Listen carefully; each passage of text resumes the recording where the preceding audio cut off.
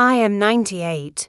This number sounds like a sentence to most people, but to me it is just a long, long song that I refuse to finish. Do you know what old age smells like? Most people would say medicine and oblivion. But my old age smells like fresh baked goods, lavender soap, and the morning air that I let into this house every day at 6 in the morning. People think that a nursing home begins with white walls and the smell of bleach. They are wrong. It begins long before the door of the ward closes behind you. It begins with small concessions. From the moment you say, "Oh, it's raining today, I won't go outside," or "let my son decide what groceries to buy for me," I have seen it happen to others. With my neighbor Marta, with my brother. They just disappeared. They didn't die, no. They got smaller. Their world shrank to the size of a television, then to the size of a bed. And then someone else put a lock on their door. I made a promise to myself. My mailbox would always know my name. My first law is to go out every day, even when my knees ache like rusty nails have been hammered into them. Even when my heart beats like a bird in a cage. If I can stand, I go. Why? Because the world does not belong to those who sit within four walls. Every step I take on the sidewalk is a statement. I am still here. I am not a ghost. I am the master of my own destiny. You know, after my husband died, the silence in this house became so thick you could cut it with a knife. No footsteps. No grumbling about where I hid the scissors again. Just a vacuum. It's easy to let that silence consume you. It's easy to stop talking, because why? Who cares? But it's a trap. It's the beginning of the end. So my second law is to talk. I'm talking to the cashier at the grocery store about the price of apples. I greet a young man walking his dog and make sure to ask what his pet's name is. I make people hear my voice. As long as you sound, you exist. Loneliness doesn't just break your heart, it eats away at your mind like rust. It convinces you that you're useless. And I'm not going to be useless. Many want to help. Mary, honey, let me pay for your light, Mary. Let's choose a different diet for you. No. Once you give up the right to choose even in small things like what to eat for breakfast or what time to wake up, you become a passenger. And passengers are taken where the driver wants. I want to remain the author of my book to the very end. My brother stopped fighting. He let others decide everything for his own good. And you know what? That good ended up in a room with other people's furniture and the smell of someone else's life. I prepared for weakness not because I was afraid, but because I was realistic. I made my home safe. I sorted out my papers. I wrote my rules of the game in advance. Freedom is not an accident. It's a strategy. And lastly, you must be needed. Not in some global sense. Just needed by someone today. I water my neighbor's flowers. I read to children in the library. I write birthday cards to people everyone has forgotten about. When you know that someone is waiting for your call or your smile, you have a reason to wake up. Nursing homes are overflowing with people who no longer have anyone to wake up for. I am a centenarian woman drinking tea in my own kitchen. The chair under me remembers my entire history, and I am not going to leave it before my heart makes its last independent beat. Old age is not sunset. It is a battle for light, and I win this battle every morning when I simply open the door of my house. People see my old age and think that I have always been like this, lazily, wise, like a dried flower between the pages of a book. They do not understand. To live to be 100, you need to have iron in your blood. And my iron was forged in a time when survival was not a right, but a daily victory. I was born in 1926. My father said that I was born with a great drought. My first memories are not of toys, but of the taste of dust on my lips and the sight of my father's hands, cracked like the earth itself. We were farmers. The earth does not give you anything for nothing. You have to gnaw every spikelet out of it. That was when I learned my first lesson, which keeps me from ending up in a poorhouse today. Complaining is a luxury we couldn't afford. If you don't get up at dawn and go to work, the sun will just burn your chance of dinner. Then came the war. I was 15. The world that had seemed so big suddenly shrank to newspaper headlines and black letters on funerals. All the boys in our town went. My older brother Thomas went first. He promised to bring me a silk ribbon from Europe. All they brought was his metal badge. Do you know what loss does to you at that age? It either breaks your spine or turns it into a steel rod. I chose the rod. I went to work at a factory. The girl who had been weaving wreaths of dandelions yesterday was now collecting parts for airplanes. There was no room for "I'm tired" or "I can't." You just do your part, because someone's life depends on it. Overseas, that's where I met Jack, my Jack. He wasn't a movie hero. He was a mechanic with dirty fingernails and eyes the color of the sky before a storm. He didn't give me flowers, he brought me an extra apple from his rations, wrapped in newspaper. We got married in 1945.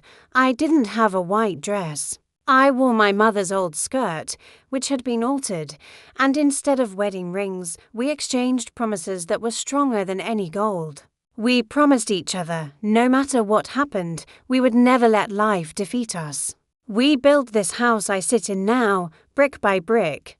Jack would say, "Mary, this house is our fort. While we're here, we're the masters. We've been through crises. We've been through children's illnesses. We've been through years when there was only soda and hope in the refrigerator.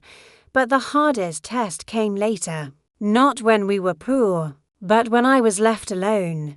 20 years ago, Jack left, quietly in his sleep, leaving me in that great silence I was talking about earlier, when someone you've shared breath with for 50 years dies. Your first desire is to just close the windows and wait for you to fade away too. Your world wants to shrink. Your body wants to give up. Your children start looking at you with this terrible pity in their eyes, as if you were already an antique that needed to be wrapped in bubble wrap and put in a corner. We got married in 1945. I didn't have a white dress. I wore my mother's old skirt, which had been altered, and instead of wedding rings, we exchanged promises that were stronger than any gold. We promised each other, no matter what happened, we would never let life defeat us. That's when I remembered that factory, that dust on the farm, my father's hands. I said to myself, "Mary, if you stop making decisions now, if you let them take your car keys or your bills, you'll be dead before your heart stops." Independence is not just the ability to walk. It's the right to feel pain, to make mistakes, and to choose what tea to drink in the evening. It's the right to be a person, not an object of care. I don't keep this house because I feel sorry for things. I keep it because every scratch on this floor is my step. Every crack in the ceiling is Jack and I laughing. If I leave here, I'll lose myself. And I've been forging my iron for too long to just throw it away. We got married in 1945. I didn't have a white dress. I wore my mother's old skirt, which had been altered, and instead of wedding rings, we exchanged promises that were stronger than any gold. We promised each other, no matter what happened, we would never let life defeat us.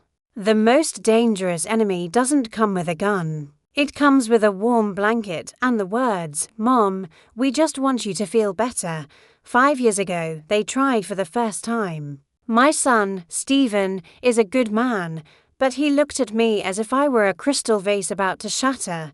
They brought brochures, beautiful pictures, smiling people in white coats, gardens where they trim the bushes for you, communal dinners where you don't have to wash the dishes. "It's safe here, Mom. You won't fall down the stairs here."